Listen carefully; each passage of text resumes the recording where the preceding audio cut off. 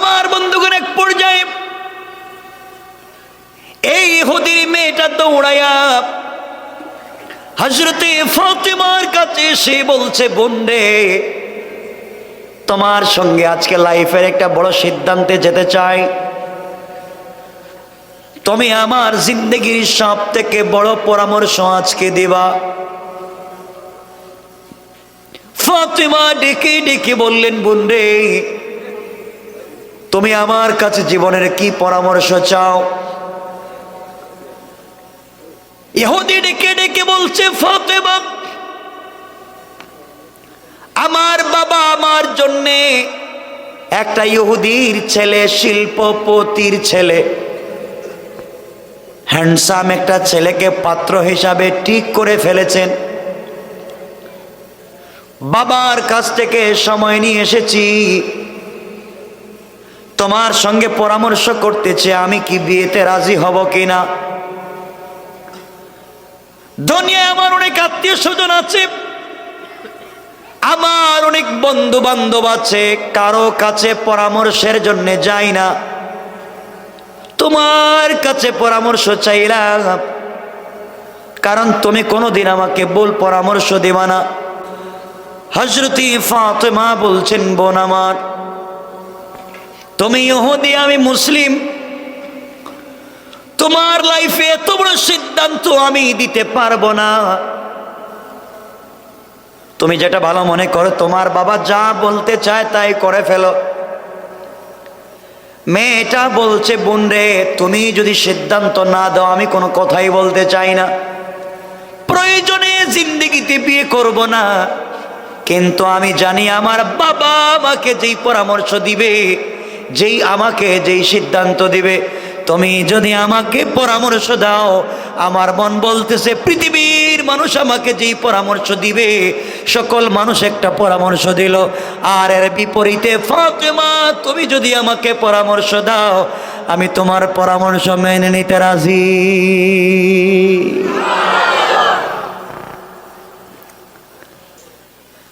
হযরতে ফাতেমা বললেন, বোন আমার, যেহেতু তোমার বাবা তোমার জন্য ভালো একটা ছেলে ঠিক করে ফেলেছেন,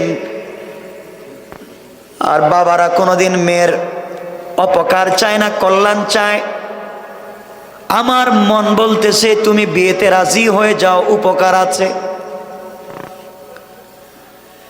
এবার ইহুদির মেয়েটা হযরতে ফাতেমার হাত ধরে বলছে, বোন রে, তোমার কথায় আমি রাজি হয়ে গেলাম, আমি বিয়েতে রাজি হয়ে যাব, কিন্তু শর্ত আছে আমার একটা। কি শর্ত? আমার শর্ত হলো, তুমি যদি আমার বিয়েতে যাও, আমার পাশে বসো, আমার কাছে থাকো, আমি বিয়েতে রাজি, নচেত রাজি না। হযরতে ফাতেমা ডেকে ডেকে বললেন, বোন রে,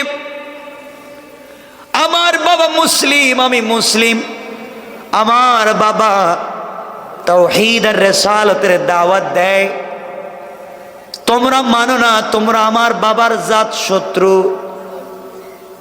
আমি যদি তোমার বিয়েতে চলে যাই, আমার বাবাকে মানুষ লজ্জা দিবে, অপর দিকে আমি তোমাদের বিয়েতে গেলে তোমাদের অপকার হবে, অকল্যাণ হবে, মানুষ তোমাকে নিয়ে কানাঘোষা করবে, খারাপ মন্তব্য করবে, আমি যাওয়ার দরকার নাই। এবার ইহুদির মেয়ে হযরতে ফাতেমাকে জড়ায়া ডেকে ডেকে বলছে, বোন রে, আমি কথা দিলাম, আমি আমার সৃষ্টিকর্তার নামে শপথ করে বললাম, তুমি যদি আমার বিয়েতে না যাও, জিন্দেগি চলে যেতে পারে, কিন্তু আমি বিয়ে করব না। এবার হযরতে ফাতেমা ডেকে ডেকে বললেন, বোন, তুমি যদি এত কঠিন কথা বলে ফেলো, তাহলে ঠিক আছে, যাও, আমি তোমার বিয়েতে যাব। মেয়েটা খুশি হয়ে বাবার কাছে চলে গেল, বাবাকে ডেকে ডেকে বলছে, আব্বা জান, আপনার কাছ থেকে আমি একদিনের সময় নিয়েছিলাম বাবা, দেরি করার প্রয়োজন নাই, আমি বিয়েতে রাজি। আপনি আমার জন্য তারিখ নির্ধারণ করতে পারেন, বিয়ের ডিসিশন নিতে পারেন। কিন্তু বাবা, আমার একটা শর্ত আছে। আমার শর্ত হলো, বিয়েতে আপনি যত বড় শিল্পপতিকে দাওয়াত দেন আপত্তি নাই, কিন্তু বাবা আমি আমার এক বান্ধবী মুসলিম, তাকে দাওয়াত করেছি, ও আমার বিয়েতে আসবে। ইহুদি ডেকে ডেকে বলছে, মারে কে সেই মুসলিম মেয়ে যাকে তুমি দাওয়াত করেছো, বলো না পরিচয়। মেয়ে ডেকে ডেকে বলছে, আব্বা জান, এই যে মুহাম্মদ ইবনে আব্দুল্লাহর মেয়ে ফাতেমা, দীর্ঘদিন থেকে তার সঙ্গে আমার বন্ধুত্ব, আমার জীবনে কোনোদিন ভুল পরামর্শ দেয় নাই। বাবা আমি তাকে ইনভাইট করেছি, ও আমার বিয়েতে আসবে। এবার বাবা তার মেয়েকে হাত ধরে বলতেছে, মারে প্রয়োজন বুঝে তোমার বিয়ে বন্ধ করে দেব, জিন্দেগিতে তোমাকে কারো কাছে বিয়ে দিব না। এরপরেও তুমি মোহাম্মদের মেয়েকে এখানে নিয়ে আসতে পারবা না। আমরা ইহুদি, ওরা হলো মুসলিম, ওদেরকে ওখানে নিয়ে আসা যাবে না। মানুষ আমাদেরকে কি বলবে? মানুষ আমাদেরকে লজ্জা দিবে, মানুষ আমাদেরকে নিয়ে দুষ্টামি করবে, মজা করবে, যে এত বড় শিল্পপতির মেয়ের বিয়েতে গরিব মুহাম্মদ ইবনে আব্দুল্লাহর মেয়ে আসবে, ওখানে নিয়ে আসা যাবে না, এক নাম্বার।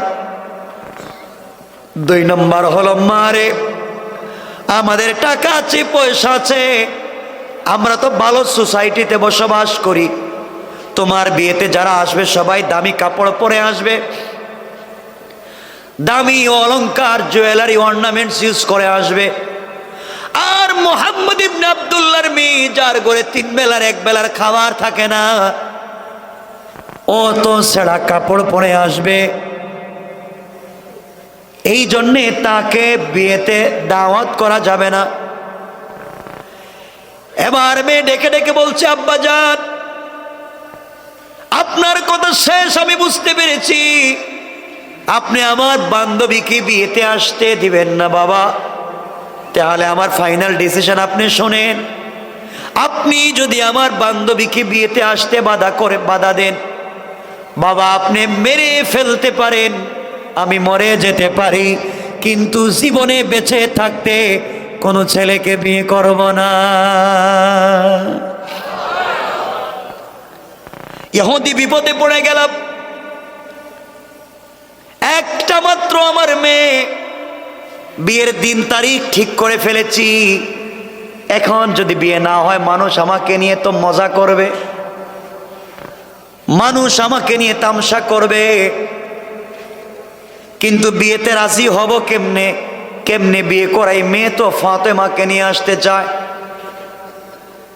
বাবা একটা কঠিন শর্ত দিলাম। ইহুদি ডেকে ডেকে বলছে, মেয়ে আমার তুমি শোনো, তোমার বিয়েতে মুহাম্মদ ইবনে আব্দুল্লাহর মেয়েকে যদি নিয়ে আসতে হয় আমি রাজি হয়ে যাব মা, শুধু আমার সোসাইটি আর সম্মানের দিকে চিন্তা করে রাজি হয়ে যাব। তাকে তুমি দাওয়াত করো, সে যেন তোমার বিয়েতে আসে, কিন্তু আমারও একটা শর্ত আছে রে মা। শর্ত হলো, সে কোনো পুরাতন ছেঁড়া কাপড় পরে আসতে পারবে না, অবশ্যই কোনো দামি ভালো পোশাক পরে আসা লাগবে। মেয়েটা বলছে, আব্বা জান ঠিক আছে। মেয়ের মনে মনে চিন্তা, ফাতেমা যদি কাপড় না পায় প্রয়োজনে আমি একটা কিনে দিব, এরপরেও নতুন জামা পরে আমার বিয়েতে নিয়ে যাব।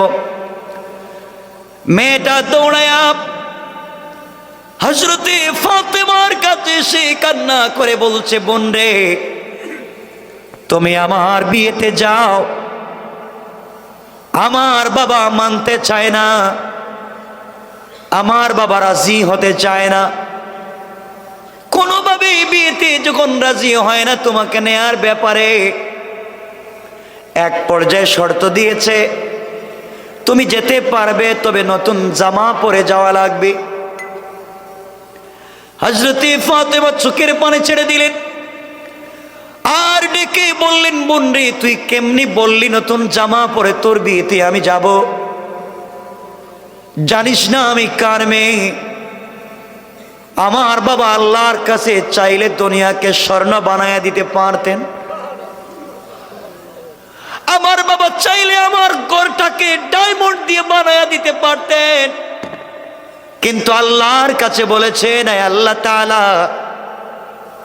দুনিয়ার জমিনে গরিবী হালত কষ্ট করে করে জিন্দেগি কাটায়া দিতে চাই, কিন্তু ইন্তেকালের পরে একটা মিনিটের জন্য তোমাকে যেন না হারাইয়া যায়। আমার বোন, যেই ঘরে 3 বেলার 1 বেলার খাবার থাকে না, যার পরনে কোনোদিন নতুন জামা পরা হয় নাই, আমি কোথায় ড্রেস পাবো আর তোমার বিয়েতে যাব? আমার মুসলমান বন্ধুগণ, হযরতে ফাতেমা বলছেন, বোন রে, এমন দিনও চলে যায় আমাদের ঘরের চুলায় আগুন জ্বলে না, শুকনা খেজুর খেয়ে রাত দিন কাটাইয়া দেই। তুমি আমাকে বলছো নতুন জামার জন্যে। ইহুদির মেয়ে ডেকে ডেকে বলছে, ফাতেমা, আমি যদিও তোমাদের ধর্মে বিশ্বাস করি না, কিন্তু আমি দেখেছি তুমি তোমার যে সৃষ্টিকর্তা আল্লাহকে বিশ্বাস করো। আমার বিশ্বাস, তুমি যদি তোমার আল্লাহর কাছে চেয়ে যাও, কিছু চেয়ে ফেলো, তোমার আল্লাহ অবশ্যই তোমার হাতকে ফিরাইয়া দিবে না।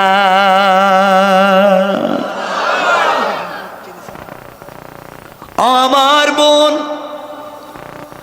আমি দেখেছি তুমি সারা রাত্র যে আল্লাহর জন্য কান্না করে কাটাইয়া দাও,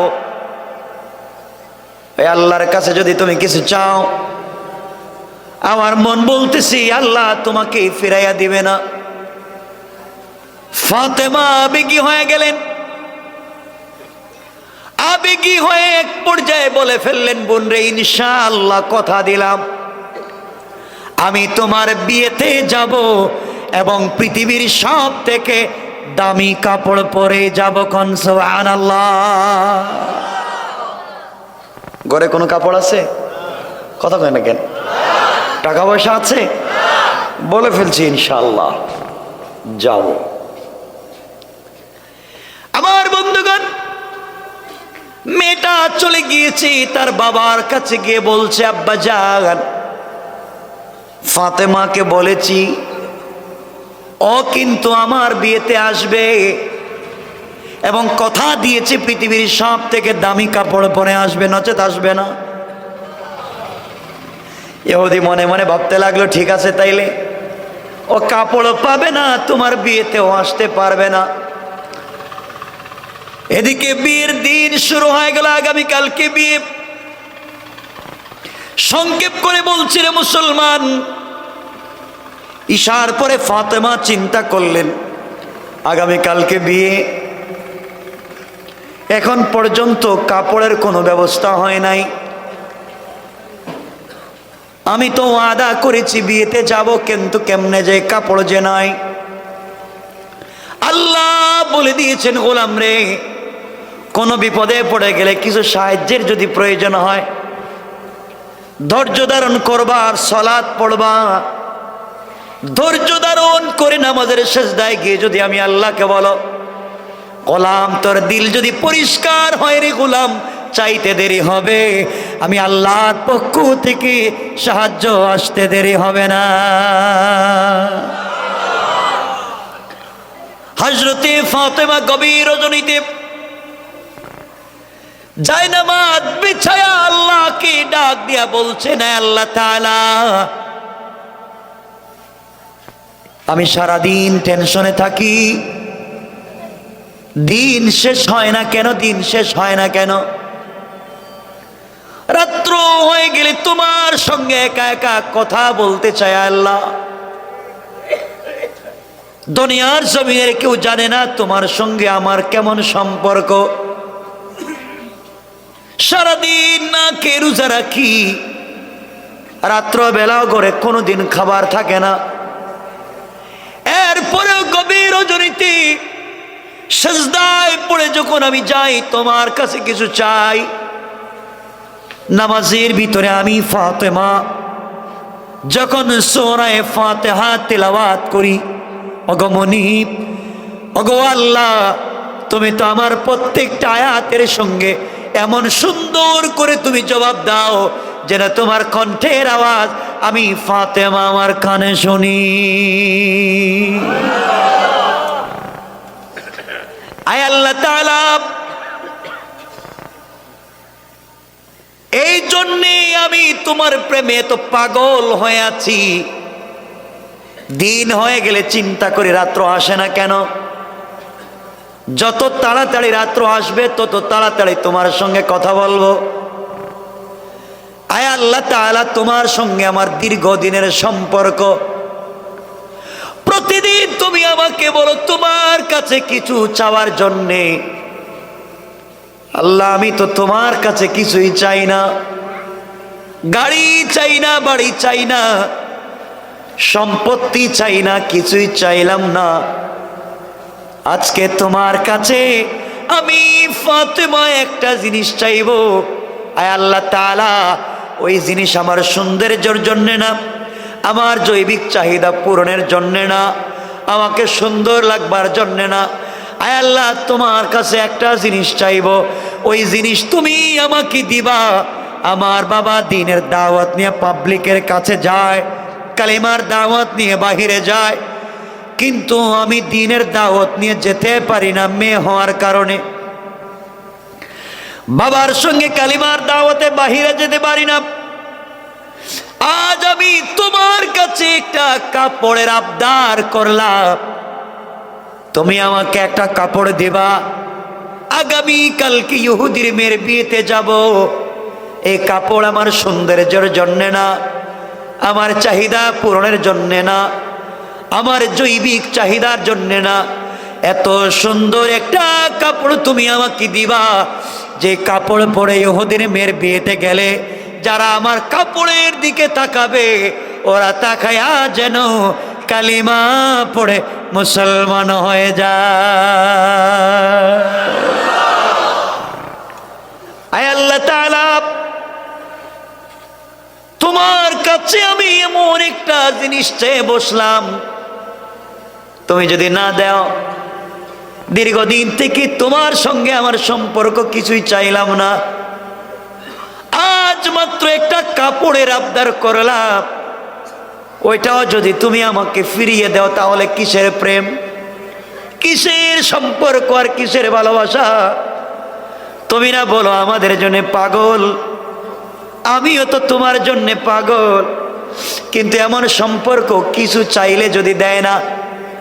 আয় আল্লাহ তাআলা, জানি তুমি আমার কথা শুনতেছো। কালকে আমি বিয়েতে যাব, মুনিব তুমি আমাকে কাপড়ের ব্যবস্থা করে দাও। তোমার বন্ধু বিশ্ব নবীর তো টাকা নাই, পয়সা নাই, তুমি আমাকে ব্যবস্থা করে দাও। সংক্ষেপ কথা, হযরতে ফাতেমা কান্না করতে লাগলেন, তাহাজ্জুদের সিজদায় কান্না করে করে কাঁদলেন, চোখের পানি ছেড়ে মোনাজাত শেষ করে যখন জায়নামাজ উঠাতে গেলেন, জায়নামাজ উঠাতে গিয়ে দেখেন ঘরের কর্নারে 2 প্যাকেট কাপড়কে রেখে চলে গিয়েছে। হযরতে ফাতেমা কাপড়ের প্যাকেট 2টা হাতে নিলেন, নিয়ে দেখেন একটা কাপড়ের ভিতরে একটা সালোয়ার, একটা কামিজ,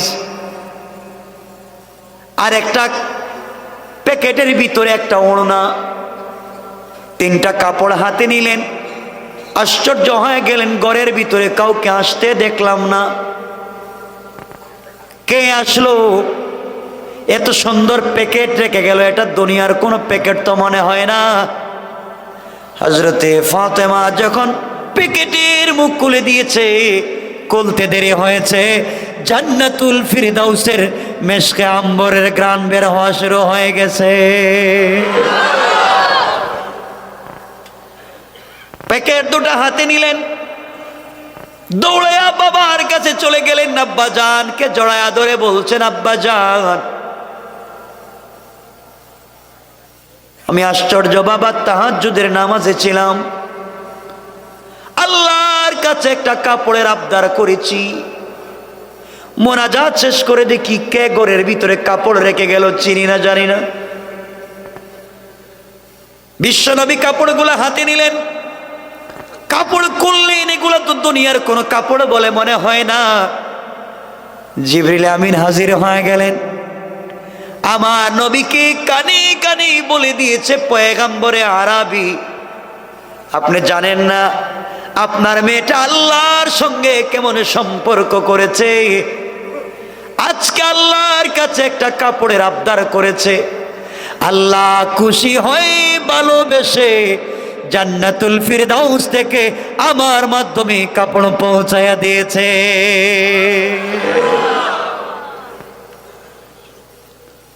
ওগো বিশ্ব নবী, এই কাপড় ফাতেমাকে দিয়ে বলবেন বিয়েতে যাওয়ার জন্য পরে, দুনিয়ার কোন মার্কেটের কাপড় না। বিশ্ব নবী মেয়েকে জড়ায়া কাঁদলেন আর বললেন, মারে, ঘরের ভিতরে সপ্তাহের পর সপ্তাহ খাবার থাকে না,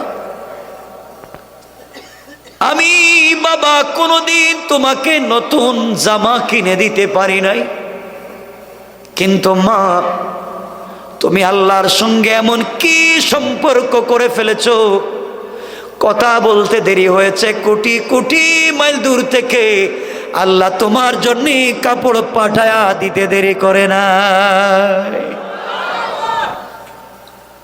মারে, আগামী কালকে ওই কাপড় পরে তুমি ইহুদির মেয়ের বিয়েতে যাইবা, কিন্তু পর্দার সাথে যাইও না মা। আমার বন্ধুগণ, জান্নাতের পোশাক মেয়েদের হবে তিনটা, সালোয়ার কামিজ আর ওড়না। লম্বা করা যাবে না, শুনেন, জান্নাতের সালোয়ার কামিজের দাম কত হবে বলবার টাইম নাই, সময় নাই। আপনাদের দুনিয়ার কাপড়, পাকি ড্রেস আর লেহেঙ্গা 2-2.5 লাখ 3 লাখ টাকায় তো পাগল।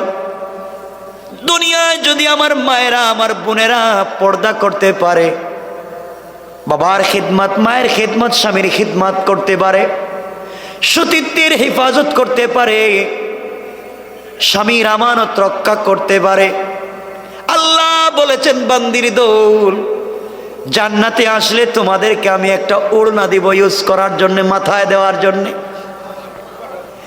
এই ওড়নার দাম কত হবে আপনি বলার মতো সময় নাই, টাইম নাই, কিন্তু ওড়নার মধ্যে যে গ্লাস লাগানো থাকবে, পুঁতি লাগানো থাকবে, পাথর লাগানো থাকবে, এক একটা ওড়নায় যতগুলা পাথর থাকবে, একটা পাথরের দাম শুনেন, আল্লাহ বলছেন গোলামের দল, একটা পাল্লার মধ্যে তুমি এক সাইডে পৃথিবীর সকল জমি উঠাইয়া দাও, হবে না। এরপরে তুমি আসমান উঠাইয়া দাও, আসমান জমিনের মধ্যখানে যত সম্পদ আছে সব তুমি ওই পাল্লার ভিতরে উঠাইয়া দাও, এক আসমান 2 আসমান করে ভেঙ্গে ভেঙ্গে ঢুকাইয়া দাও, খনিজ সম্পদ যত আছে সব ওই পাল্লার ভিতরে দাও, এরপরে আরশ কুরসি লৌহ কলম ভেঙ্গে ওখানে ঢুকাইয়া দাও, জান্নাত আর জাহান্নাম এনে ওই পাল্লার ভিতরে উঠাইয়া দাও, আর আরেক পাল্লায় মহিলাদেরকে জান্নাতি আমি আল্লাহ যে ওড়না দেব, ওই ওড়নার একটা পাথর, একটা পুঁতি উঠাইয়া দাও, আমি আল্লাহ ঘোষণা করে দিলাম বান্দির দল, ওই পাল্লার মধ্যে জান্নাতি পাথরটা বাড়ি হয়ে যাবে। কত দাম! আমার মুসলমান ভাইরা, হযরতে ফাতেমা ওই চাদর মোড়া দেয়া সালোয়ার কামিজ পরে সকাল বেলা বাবার কাছ থেকে বিদায় নেয়া চলতে লাগলেন, বান্ধবী ইহুদির মেয়ের বিয়েতে যাচ্ছেন। মনোযোগ দিয়ে শোনো ভাই, কি বলতে চাই। এদিকে ইহুদির মেয়েকে অর্নামেন্ট জুয়েলারি দিয়ে সাজায়া কোটি টাকার মালিক শিল্পপতি ইহুদির মেয়েরা এসে একটা ঘরের ভিতরে মেয়েটাকে নিয়ে সবাই বসে আছে, আনন্দ করতেছে। হযরতে ফাতেমা সবার পরে যখন ওই ঘরের ভিতরে ঢুকলেন, ঢুকতে দেরি হয়েছে। এই ঘরটা তার কাপড়ের আলোতে আলোকিত হয়ে যেতে দেরি হয় না। সবাই পাগল হয়ে জিজ্ঞেস করে, ফাতেমা এই কাপড় তুমি কোন মার্কেট থেকে কিনেছো? এত দাম এই কাপড় তোমাকে কে দিল? তোমার তো বাবার টাকা নাই, পয়সা নাই, কে তো দামি কাপড় তোমাকে দিল? মনোযোগ দিয়ে শোনেন, আল্লাহর সঙ্গে বন্ধুত্ব করেন। সবাই ডেকে ডেকে বলছে, ফাতেমা রে। এবার ফাতেমা বললেন, কাপড়টা কিনে নিয়ে এসেছি। কোন মার্কেট থেকে কিনেছো? মহিলারা ধরে ফেলেছে। ফাতেমা বলো, প্রয়োজনে বাবার সম্পত্তি বিক্রি করব, স্বামীর সম্পত্তি, ভাইয়ের সম্পত্তি বিক্রি করব, এরপরেও তো এমন একটা কাপড় চাই। এবার ফাতেমা বলছেন, বোনেরা শোনো, তোমরা স্বামী, বাবা আর ভাই কেন, গোটা দুনিয়া যদি বিক্রি করে ফেলো, এরপরেও আমি ফাতেমার পরনে যে ওড়না রয়েছে ওই ওড়নার পাথরের দাম হবে না। মহিলারা তো ঝালাস করে, কি বলতেছিস, এত দামি কাপড় কোন মার্কেট থেকে কিনেছ? এবার হযরতে ফাতেমা ডেকে ডেকে বলছেন, বোনেরা শোনো,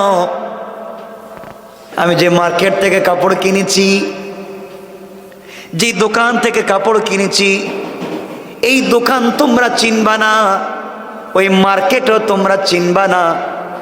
যে রাস্তা দিয়া ওই মার্কেটে যাওয়া যায় তোমরা ওই রাস্তাও চিনবা না। মেয়েরা ডেকে ডেকে বলছে, ফাতেমা পৃথিবীর কোন মার্কেট আমরা চিনি না? সব মার্কেটই তো আমরা চিনি। আর বাংলাদেশের মা বোনেরা শুধু মার্কেট চিনে না, মার্কেটের ম্যানেজারের নাম্বারও থাকে, ঠিক না? এটা ভালো বুঝেন না, এদিকে কথা বলবো না আজকে। দেখবেন ওয়াইফ আর হাজব্যান্ড মার্কেটে যায়, তো মার্কেটে গেলে একটা বাচ্চা ওইটা স্বামীর কুলে দিয়ে রেখে দেয়, স্বামীটা না হ্যাঁ হ্যাঁ হ্যাঁ হ্যাঁ করতেছে, বউ একবারে প্যান্ট শার্ট পরা এবারে দারোগার মতো হাঁটতেছে রাস্তা দিয়ে। মার্কেটে গিয়েই ম্যানেজার, সালাম আলাইকুম, সালাম আলাইকুম, কোন কালারের কাপড় আপনার কাছে আছে আমাকে একটু দেন। স্বামী মনে মনে করে, জিন্দিগিতে তো আমার সালাম দেয় নাই, দোকানে গিয়ে ম্যানেজারকে সালাম দেয়, এমন আছে না নাই? আরে কথা বলতে কি লজ্জা হচ্ছে আপনাদের? আপনাদের এলাকার কথা বলতেছেন, আপনাদের এলাকা খুব ভালো, মাশাআল্লাহ, খুব ভালো।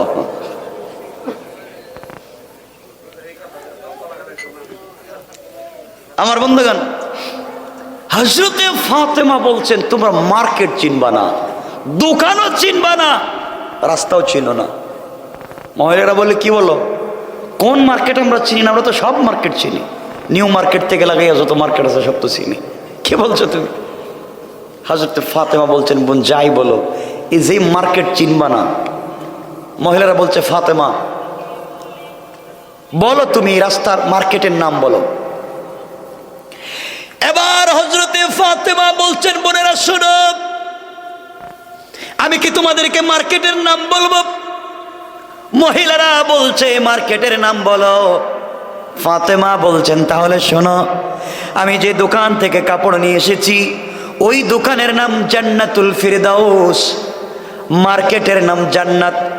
আর যে রাস্তা দিয়া মার্কেটে গিয়েছি ওই রাস্তার নাম আমার আলোচ্য আয়াত, ইহদিনাস সিরাতাল মুস্তাকিম। আল্লাহু আকবার। ও মহিলারা, সিরাতে মুস্তাকিম নামক রাস্তা দিয়া হেঁটে গিয়া জান্নাত নামক মার্কেটের ভিতরে ঢুকলে জান্নাতুল ফিরদাউস নামক যে দোকান আছে ওই দোকানে যদি যেতে পারো, আমার চাইতে আরো দামি দামি কাপড় পাইবা। সুবহানাল্লাহ, জোরে আওয়াজ করে বলেন। মহিলারা বলছে, ফাতেমা এটা কোন মার্কেটের নাম কইলা? জিন্দেগিতে নামই শুনি নাই। মার্কেটের নাম শুনি নাই, দোকানের নাম শুনি নাই, রাস্তার নামে শুনি নাই, এটা কোন জায়গায় পাওয়া যায়? এবার হযরতে ফাতেমা বললেন, বোনেরা শোনো, ওই দোকানে যে কেউ ঢুকতে পারে না, ভিআইপি লোক ছাড়া কেউ যেতে পারে না, ওই মার্কেটেও কেউ ঢুকবার পারমিশন নাই, ওই রাস্তা দিয়ে কেউ যেতে পারে না, রাস্তায় ব্যারিকেড দিয়ে রেখে দেওয়া হয়েছে, কেউ যাবে না। যেতে হলে স্মার্ট কার্ড লাগবে, আইডি কার্ড লাগবে। তোমার আইডেন্টি ক্রাইসিস, তোমার তো কোনো পরিচয় নাই, এই জন্য যেতে পারবা না। একটা অরিজিনাল পরিচয় লাগবে, আইডি কার্ড লাগবে, স্মার্ট কার্ড লাগবে, পিন নাম্বার লাগবে।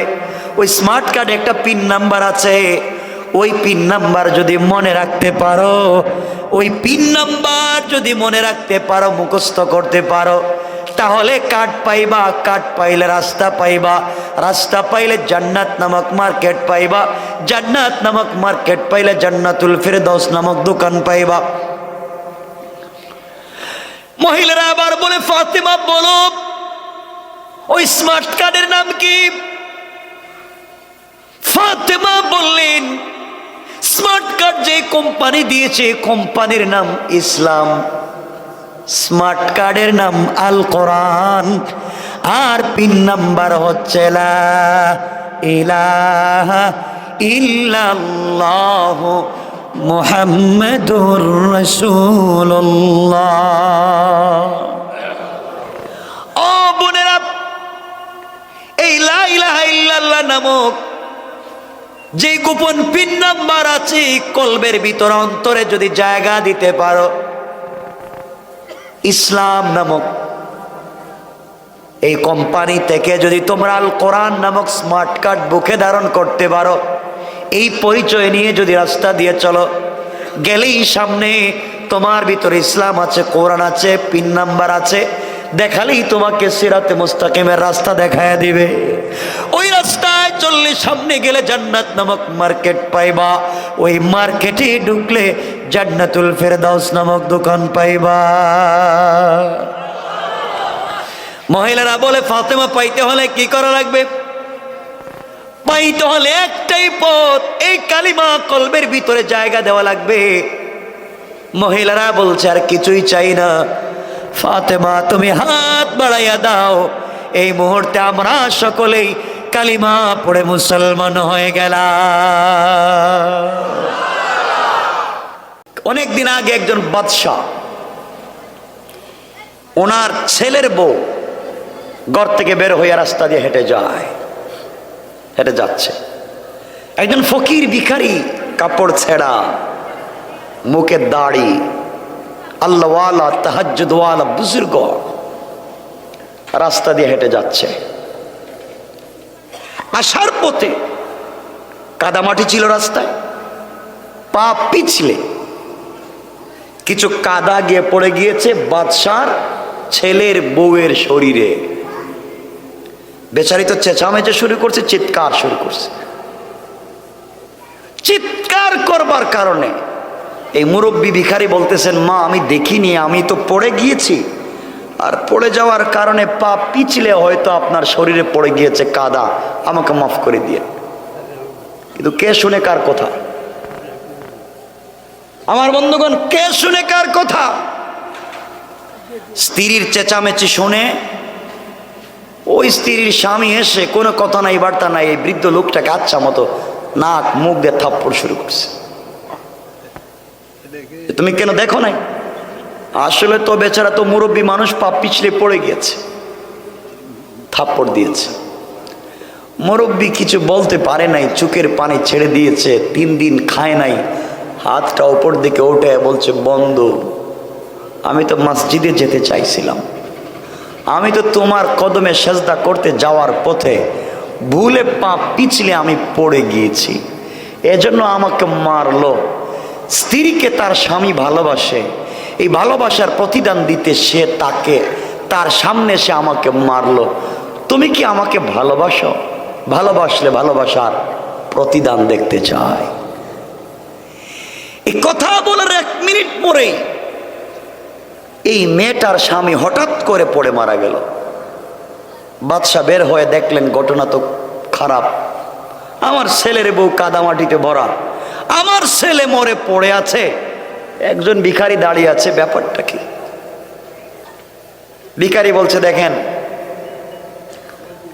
আপনার ছেলের বউকে আপনার ছেলে বড় ভালোবাসে, ভালোবাসার প্রতিদান দিতে আমাকে মারছে। আমারও একজন বন্ধু আছেন আমাকে ভালোবাসে, এই ভালোবাসার প্রতিদান দিতে গিয়া যে জান দিয়েছিল সেটা ফিরিয়ে নিয়ে গিয়েছে, সে যে জীবন দিয়েছিল সেটা ফিরিয়ে নিয়ে গিয়েছে। কিছু করার আছে কারো? কথা বলেন। এই জন্য আমার মুসলমান বন্ধুগণ গভীর মনোযোগ, এই দুনিয়ার জমিনে সবাইকে ইন্তেকাল করা লাগবে, কবরে যাওয়া লাগবে। কি নিয়ে আপনি কবরে যাবেন? কি নিয়ে আপনি আল্লাহর সামনে দাঁড়াবেন? আল্লাহ রব্বুল ইজ্জত ওয়াল জালাল ঘোষণা করেছেন, গোলাম রে, দুনিয়ার জমিনে যত অপরাধ করিস না কেন, যত গুনার কাজ করিস না কেন, তুই যখন ভুল বুঝতে পেরে আমি আল্লাহ তোকে যদি দীর্ঘ হায়াত দিই, গোটা জিন্দেগি অপরাধ করে বেড়াস, ইন্তেকালের কয়েক মিনিট আগে, কয়েক মুহূর্ত আগে আমি আল্লাহর কাছে হাত উঠায়া জিন্দেগির গুনার জন্যে গোলাম তুই যদি মাপ চাস, আমি আল্লাহ কথা দিলাম রে গোলাম, কথা দিলাম, তোমার গোটা জিন্দেগির গুনাহগুলোকে মাফ করে আমি আল্লাহ জান্নাতি বলে ফয়সালা করে দিতে আমি আল্লাহর 1 মিনিটও দেরি হবে না।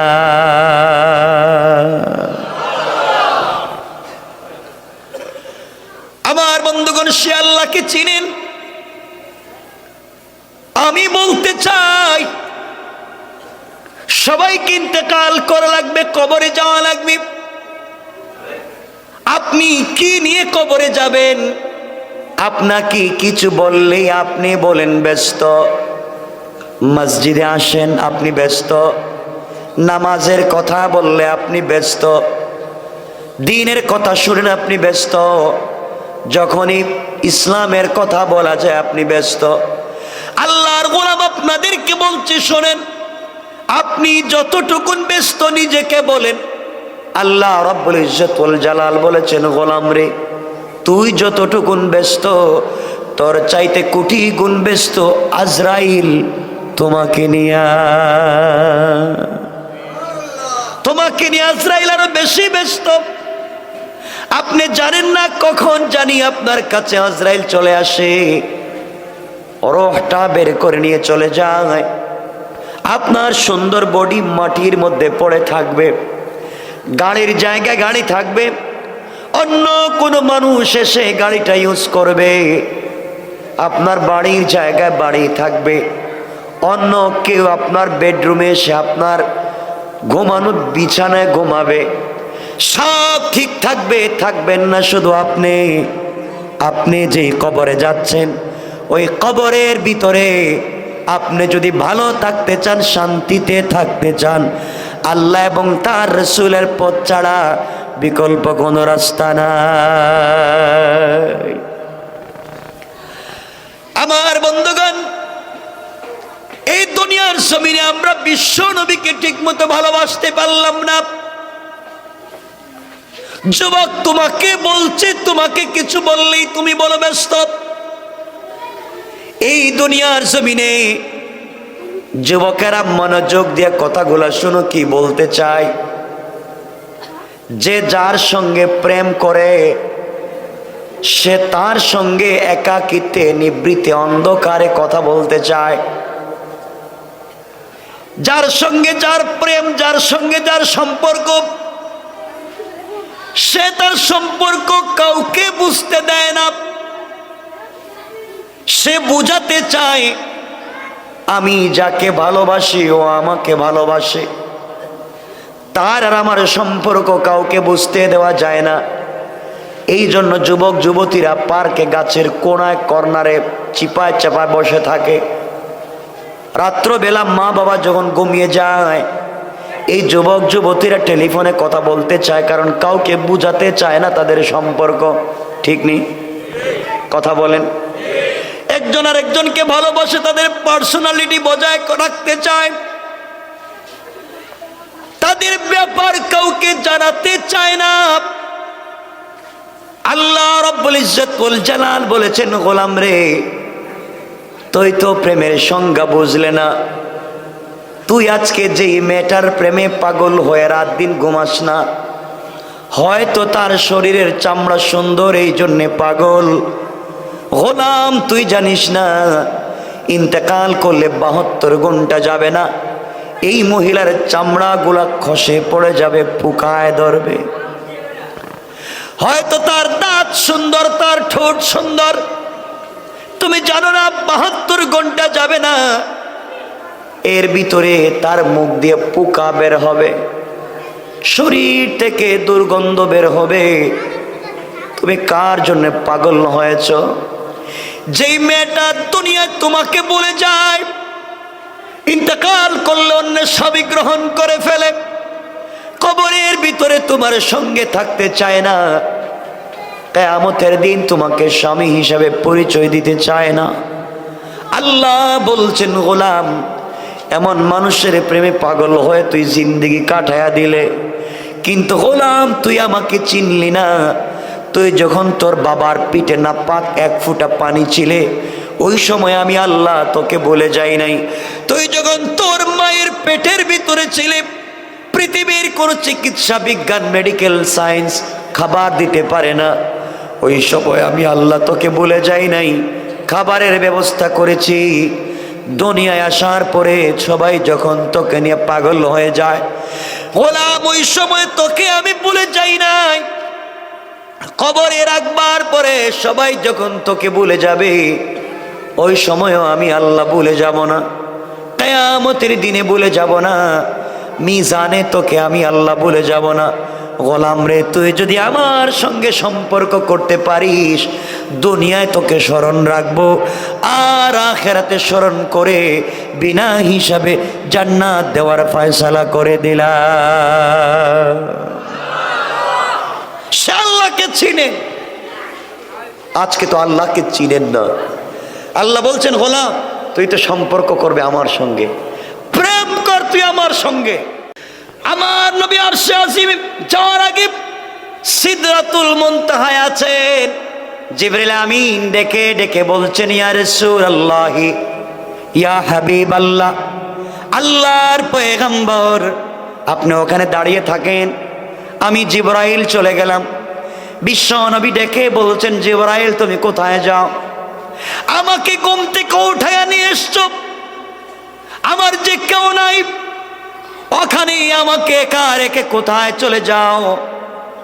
তুমি কি আমার সঙ্গে যাবা না? জিবরিল আমিন বলছেন, ইয়া রাসূলুল্লাহি, ইয়া হাবিবাল্লাহ, আল্লাহর পয়গম্বর, আমার পাসপোর্টে ভিসা আছে,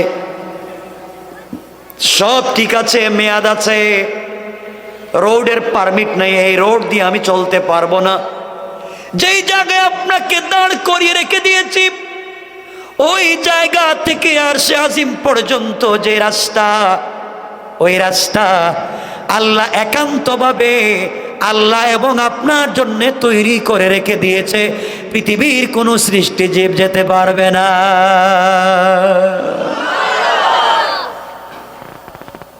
আমি গেলাম, জিবরিল আমিন চলে গেলেন। আমার নবীর হঠাৎ করে মনে পড়েছে, আমি যে আল্লাহর বাড়িতে যাব, আল্লাহর সঙ্গে কথা বলতে যাব, আল্লাহর সঙ্গে কথা বলতে যাচ্ছি, আমার কাপড়গুলো ছেঁড়া, আমার জুতা ছেঁড়া, এই ছেঁড়া কাপড়গুলা নিয়ে আল্লাহর সঙ্গে কথা বলবার জন্য কেমনে যাই? আল্লাহর বাড়িতে যাব কেমনে? জুতার দিকে তাকায়া দেখেন, জুতা তো ছিঁড়ে গেছে, পুরনো একটা জুতা। আমার নবীর মনে পড়ে গেল মুসা কালিমুল্লাহর কথা। আল্লাহ রাব্বুল ইজ্জত ওয়াল জালাল মুসাকে বলেছিলেন, মুসা তুমি আমার সঙ্গে তুর পাহাড়ে এসে কথা বলবা, কিন্তু মূসা তুমি শোনো, ফাখলা না আলাইকা ইন্নাকা বিল ওয়াদিল মুকদ্দাস তাওয়া।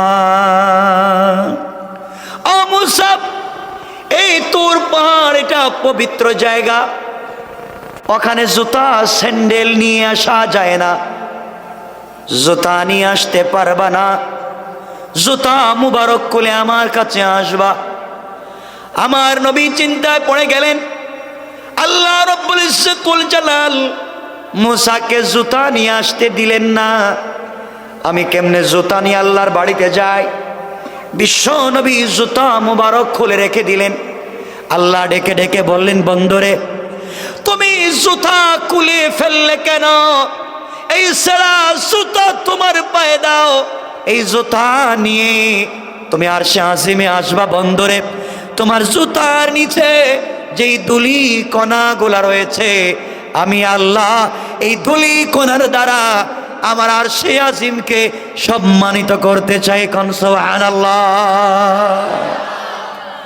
কি সম্মান দিয়েছেন তোমার নবীকে আল্লাহ। সেই নবীজি গেলেন, আল্লাহকে সালাম দিলেন, আল্লাহকে সালাম দিলেন, আল্লাহ বিশ্ব নবীকে সালাম দিলেন। নবীজি সালামের জবাব দিলেন না। আল্লাহ বলছেন, কেন দিলেন না? ওগো আল্লাহ, দিতে চাই না, আমি আসলাম, তুমি আমাকে সালাম দিয়েছ, আমার ভালো মন্দ জিজ্ঞাসা করেছ, তুমি একবারও আমার গুনাহগার উম্মতের কথা জিজ্ঞাসা করলা না। তোমার নবী কেমন, ওখানেও তোমার কথা বলে যায় না। কষ্ট হচ্ছে আপনাদের? আমার বন্ধুগণ, সেই নবী বলছেন, আয়েশাকে, আয়েশা, কিয়ামতের দিনে মূসা কালিমুল্লাহ যে আল্লাহর সঙ্গে কথা বলতে পারত, এই মূসা কিয়ামতের দিনে আল্লাহর আরশে আজিমের পিলার ধরে কাঁদবেন আর আল্লাহকে বলেন, আল্লাহ লা আসআলুকা উম্মতি, আল্লাহ কিয়ামতের দিনে তোমার কাছে আমার উম্মত চাই না, আমার মাকে চাই না, আমার বাবাকে চাই না, আমার সন্তানকে চাই না, আমার স্ত্রীকে চাই না, আমার আত্মীয় স্বজন চাই না, আসআলুকা নাফসি নাফসি নাফসি, আল্লাহ কিয়ামতের দিনে তোমার কাছে আমাকে বাঁচাও, আমাকে বাঁচাও।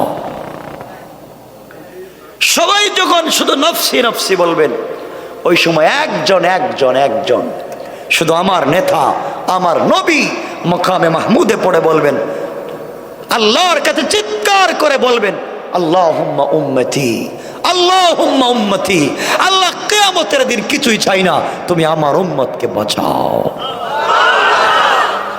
এই নবীকে চিনতে পারলা না, এই নবীকে চিনলা না, এই নবীকে মানতে পারবেন তো ইনশাআল্লাহ? সবাই বলেন না ইনশাআল্লাহ? আরে আল্লাহর কাছে চাইবেন, আল্লাহর কাছে চাইবেন, আল্লাহ দিবে না? বিশ্বাস নাই আপনাদের? আছে? আল্লাহকে বিশ্বাস করেন,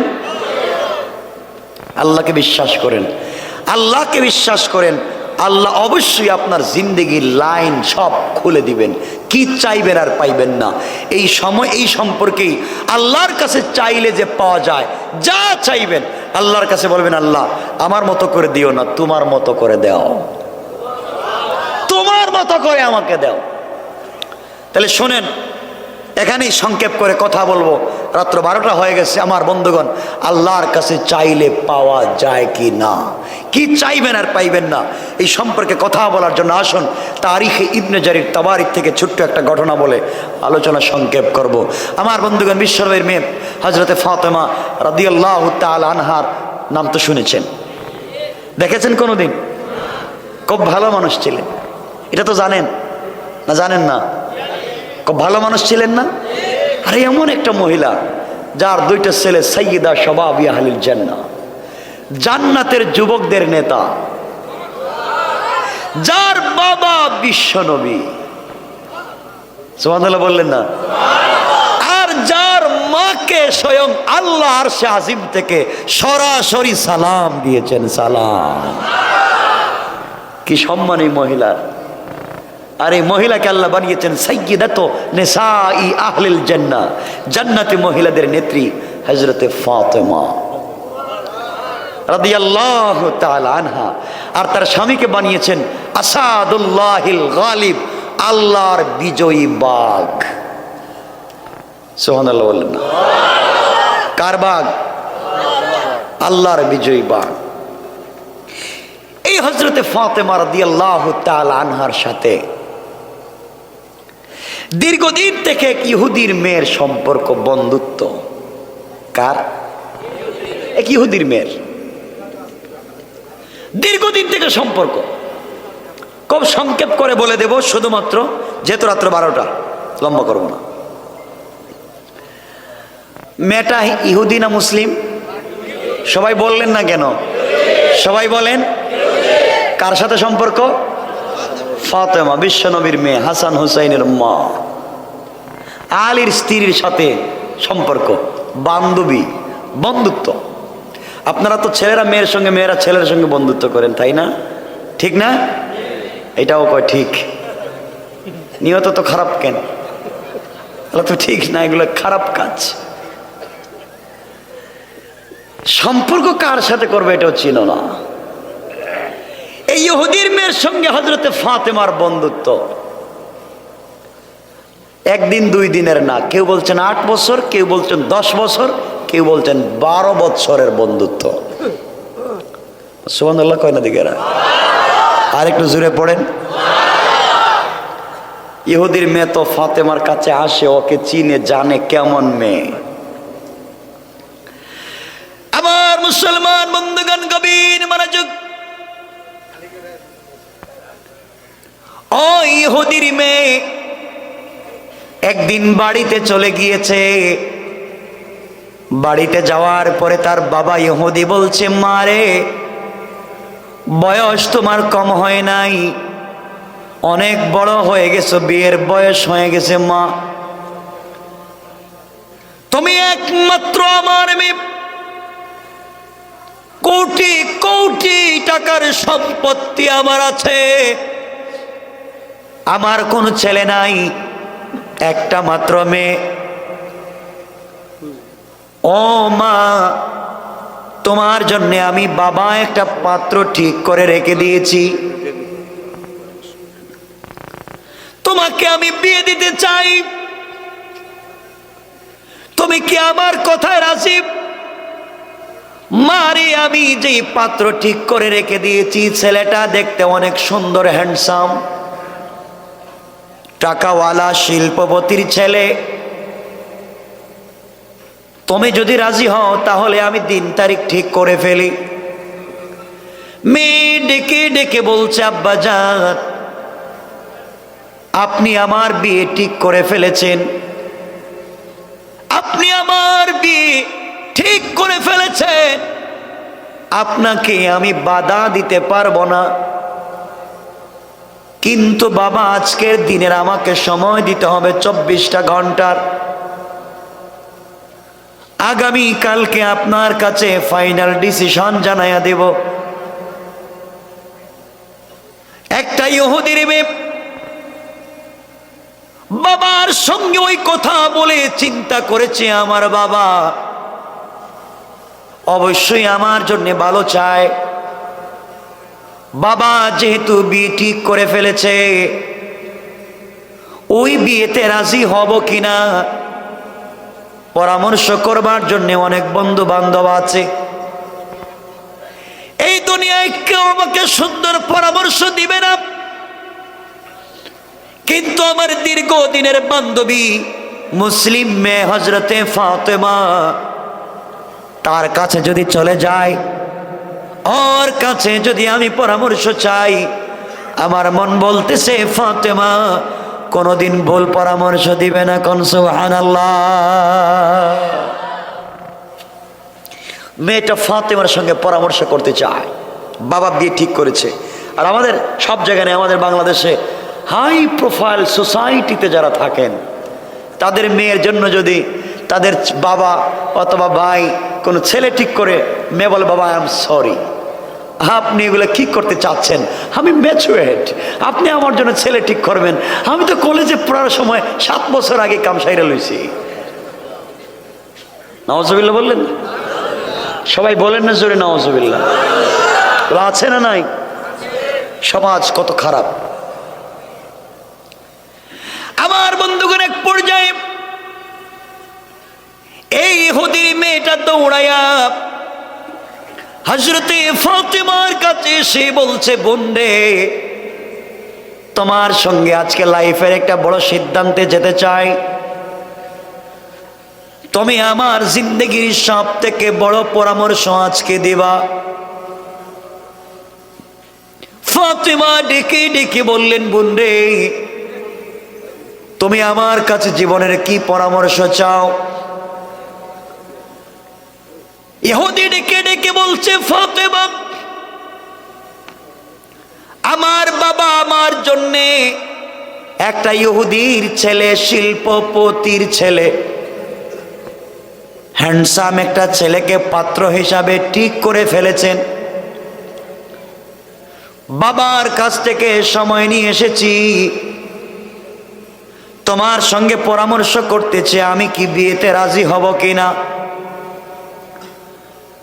দুনিয়ায় আমার অনেক আত্মীয় স্বজন আছে, আমার অনেক বন্ধু বান্ধব আছে, কারো কাছে পরামর্শের জন্য যাই না, তোমার কাছে পরামর্শ চাইলাম, কারণ তুমি কোনোদিন আমাকে ভুল পরামর্শ দিবা না। হযরতে ফাতেমা বলছেন, বোন আমার, তুমি ইহুদি, আমি মুসলিম, তোমার লাইফে এত বড় সিদ্ধান্ত আমি দিতে পারবো না। তুমি যেটা ভালো মনে করো, তোমার বাবা যা বলতে চায় তাই করে ফেলো। মেয়েটা বলছে, বোন রে, তুমি যদি সিদ্ধান্ত না দাও আমি কোনো কথাই বলতে চাই না, প্রয়োজনে জিন্দেগিতে বিয়ে করব না, কিন্তু আমি জানি আমার বাবা আমাকে যেই পরামর্শ দিবে, আমাকে যেই সিদ্ধান্ত দিবে, তুমি যদি আমাকে পরামর্শ দাও, আমার মন বলতেছে পৃথিবীর মানুষ আমাকে যেই পরামর্শ দিবে, সকল মানুষ একটা পরামর্শ দিল, আর এর বিপরীতে ফাতেমা তুমি যদি আমাকে পরামর্শ দাও, আমি তোমার পরামর্শ মেনে নিতে রাজি।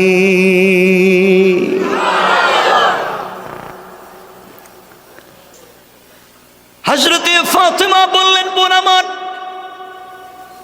যেহেতু তোমার বাবা তোমার জন্য ভালো একটা ছেলে ঠিক করে ফেলেছেন,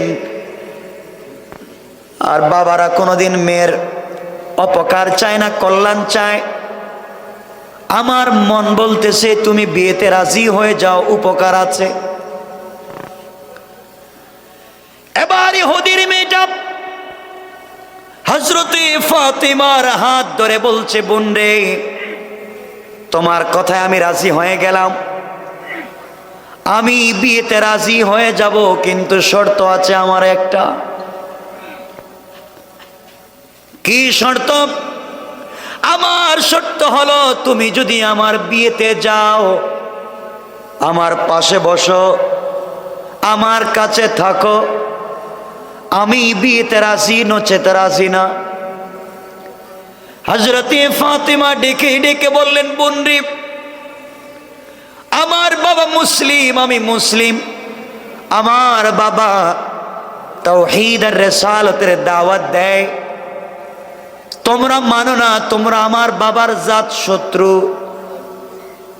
আমি যদি তোমার বিয়েতে চলে যাই, আমার বাবাকে মানুষ লজ্জা দিবে, অপর দিকে আমি তোমাদের বিয়েতে গেলে তোমাদের অপকার হবে, অকল্যাণ হবে, মানুষ তোমাকে নিয়ে কানাঘোষা করবে, খারাপ মন্তব্য করবে, আমি যাওয়ার দরকার নাই। এবার ইহুদির মেয়ে হযরতে ফাতেমাকে জড়ায়া ডেকে ডেকে বলছে, বোন রে, আমি কথা দিলাম, আমি আমার সৃষ্টিকর্তার নামে শপথ করে বললাম, তুমি যদি আমার বিয়েতে না যাও, জিন্দেগি চলে যেতে পারে, কিন্তু আমি বিয়ে করব না। এবার হযরতে ফাতেমা ডেকে ডেকে বললেন, বোন, তুমি যদি এত কঠিন কথা বলে ফেলো, তাহলে ঠিক আছে, যাও, আমি তোমার বিয়েতে যাব। মেয়েটা খুশি হয়ে বাবার কাছে চলে গেল। বাবাকে ডেকে ডেকে বলছে, আব্বা জান, আপনার কাছ থেকে আমি একদিনের সময় নিয়েছিলাম বাবা, দেরি করার প্রয়োজন নাই, আমি বিয়েতে রাজি। আপনি আমার জন্য তারিখ নির্ধারণ করতে পারেন, বিয়ের ডিসিশন নিতে পারেন। কিন্তু বাবা, আমার একটা শর্ত আছে। আমার শর্ত হলো, বিয়েতে আপনি যত বড় শিল্পপতিকে দাওয়াত দেন আপত্তি নাই, কিন্তু বাবা আমি আমার এক বান্ধবী মুসলিম, তাকে দাওয়াত করেছি, ও আমার বিয়েতে আসবে। ইহুদি ডেকে ডেকে বলছে, মারে, কে সেই মুসলিম মেয়ে যাকে তুমি দাওয়াত করেছো, বলো না পরিচয়। মেয়ে ডেকে ডেকে বলছে, আব্বা জান, এই যে মুহাম্মদ ইবনে আব্দুল্লাহর মেয়ে ফাতেমা, দীর্ঘদিন থেকে তার সঙ্গে আমার বন্ধুত্ব, আমার জীবনে কোনোদিন ভুল পরামর্শ দেয় নাই বাবা, আমি তাকে ইনভাইট করেছি, ও আমার বিয়েতে আসবে। এবার বাবা তার মেয়েকে হাত ধরে বলতেছে, মারে, প্রয়োজন বুঝে তোমার বিয়ে বন্ধ করে দেব, জিন্দেগিতে তোমাকে কারো কাছে বিয়ে দিব না। এরপরেও তুমি মুহাম্মাদের মেয়েকে এখানে নিয়ে আসতে পারবা না। আমরা ইহুদি, ওরা হলো মুসলিম, ওদেরকে ওখানে নিয়ে আসা যাবে না। মানুষ আমাদেরকে কি বলবে? মানুষ আমাদেরকে লজ্জা দিবে, মানুষ আমাদেরকে নিয়ে দুষ্টামি করবে, মজা করবে, যে এত বড় শিল্পপতির মেয়ের বিয়েতে গরিব মুহাম্মদ ইবনে আব্দুল্লাহর মেয়ে আসবে, ওখানে নিয়ে আসা যাবে না, এক নাম্বার। দুই নম্বর হলো, মারে, আমাদের টাকা আছে, পয়সা আছে, আমরা তো ভালো সোসাইটিতে বসবাস করি, তোমার বিয়েতে যারা আসবে সবাই দামি কাপড় পরে আসবে, দামি অলংকার, জুয়েলারি, অর্নামেন্টস ইউজ করে আসবে। আর মুহাম্মদ ইবনে আব্দুল্লাহর মেয়ে, যার ঘরে 3 বেলার 1 বেলার খাবার থাকে না, ও তো ছেঁড়া কাপড় পরে আসবে। এই জন্যে তাকে বিয়েতে দাওয়াত করা যাবে না। এবার মেয়ে ডেকে ডেকে বলছে, আব্বা জান, আপনার কথা শেষ আমি বুঝতে পেরেছি, আপনি আমার বান্ধবীকে বিয়েতে আসতে দিবেন না বাবা। তাহলে আমার ফাইনাল ডিসিশন আপনি শোনেন, আপনি যদি আমার বান্ধবীকে বিয়েতে আসতে বাধা দেন বাবা, আপনি মেরে ফেলতে পারেন, আমি মরে যেতে পারি, কিন্তু জীবনে বেঁচে থাকতে কোনো ছেলেকে বিয়ে করব না। ইহুদি বিপদে পড়ে গেলাম। একটা মাত্র আমার মেয়ে, বিয়ের দিন তারিখ ঠিক করে ফেলেছি, এখন যদি বিয়ে না হয় মানুষ আমাকে নিয়ে তো মজা করবে, মানুষ আমাকে নিয়ে তামসা করবে, কিন্তু বিয়েতে রাজি হব কেমনে? কেমনে বিয়ে করাই? মেয়ে তো ফাতেমাকে নিয়ে আসতে চায়। বাবা একটা কঠিন শর্ত দিলাম। ইহুদি ডেকে ডেকে বলছে, মেয়ে আমার, তুমি শোনো, তোমার বিয়েতে মুহাম্মদ ইবনে আব্দুল্লাহর মেয়েকে যদি নিয়ে আসতে হয় আমি রাজি হয়ে যাব মা, শুধু আমার সোসাইটি আর সম্মানের দিকে চিন্তা করে রাজি হয়ে যাব। তাকে তুমি দাওয়াত করো, সে যেন তোমার বিয়েতে আসে, কিন্তু আমারও একটা শর্ত আছে রে মা। শর্ত হলো, সে কোনো পুরাতন ছেঁড়া কাপড় পরে আসতে পারবে না, অবশ্যই কোনো দামি ভালো পোশাক পরে আসা লাগবে। মেয়েটা বলছে, আব্বা জান ঠিক আছে। মেয়ের মনে মনে চিন্তা, ফাতেমা যদি কাপড় না পায় প্রয়োজনে আমি একটা কিনে দিব, এরপরেও নতুন জামা পরে আমার বিয়েতে নিয়ে যাব। মেয়েটা দৌড়ায়া হযরতে ফাতেমার কাছে এসে কান্না করে বলছে, বোন রে, তুমি আমার বিয়েতে যাও, আমার বাবা মানতে চায় না, আমার বাবা রাজি হতে চায় না, কোনোভাবে বিয়েতে যখন রাজি হয় না তোমাকে নেয়ার ব্যাপারে, এক পর্যায়ে শর্ত দিয়েছে, তুমি যেতে পারবে, তবে নতুন জামা পরে যাওয়া লাগবে। হযরতে ফাতেমা চোখের পানি ছেড়ে দিলেন, আর ডেকে বললেন, বোন রে, তুই কেমনি বললি নতুন জামা পরে তোর বিয়েতে আমি যাব? জানিস না আমি কার মেয়ে? আমার বাবা আল্লাহর কাছে চাইলে দুনিয়াকে স্বর্ণ বানায়া দিতে পারতেন। আমার বাবা চাইলে আমার ঘরটাকে ডায়মন্ড দিয়ে বানায়া দিতে পারতেন, কিন্তু আল্লাহর কাছে বলেছেন, আয় আল্লাহ তাআলা, দুনিয়ার জমিনে গরিবী হালত কষ্ট করে করে জিন্দেগি কাটায়া দিতে চাই, কিন্তু ইন্তেকালের পরে একটা মিনিটের জন্য তোমাকে যেন না হারাইয়া যায়। আমার বোন, যেই ঘরে 3 বেলার 1 বেলার খাবার থাকে না, যার পরনে কোনোদিন নতুন জামা পরা হয় নাই, আমি কোথায় ড্রেস পাবো আর তোমার বিয়েতে যাব? আমার মুসলমান বন্ধুগণ, হযরতে ফাতেমা বলছেন, বোন রে, এমন দিনও চলে যায় আমাদের ঘরের চুলায় আগুন জ্বলে না, শুকনা খেজুর খেয়ে রাত দিন কাটাইয়া দেই। তুমি আমাকে বলছো নতুন জামার জন্যে। ইহুদির মেয়ে ডেকে ডেকে বলছে, ফাতেমা, আমি যদিও তোমাদের ধর্মে বিশ্বাস করি না, কিন্তু আমি দেখেছি তুমি তোমার যে সৃষ্টিকর্তা আল্লাহকে বিশ্বাস করো।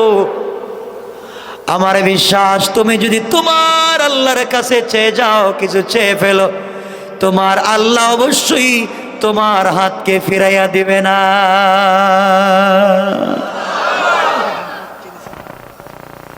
আমার বোন, আমি দেখেছি তুমি সারা রাত্র যে আল্লাহর জন্য কান্না করে কাটাইয়া দাও, ওই আল্লাহর কাছে যদি তুমি কিছু চাও, আমার মন বলতেছি আল্লাহ তোমাকে ফিরাইয়া দিবে না। ফাতেমা আবেগী হয়ে গেলেন,